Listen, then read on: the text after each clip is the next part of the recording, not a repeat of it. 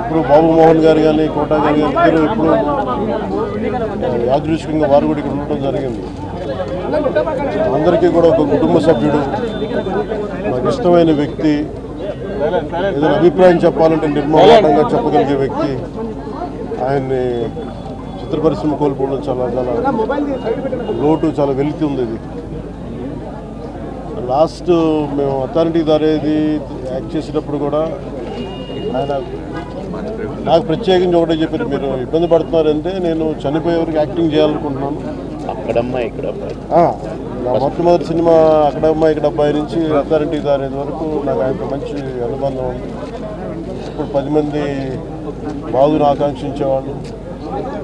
ఆయన ప్రత్యేకించి నేను అడిగాను, మీరు ఇంత ఈ వయసులో ఇబ్బంది పడలేదు. లేదు, నా కష్టాలను అధిగమించడానికి నాకు నటనే నాకు మరుపుది నాకు అని చాలా ఇదిగా చెప్పారు. నాకు బాగా కదిలించేసింది.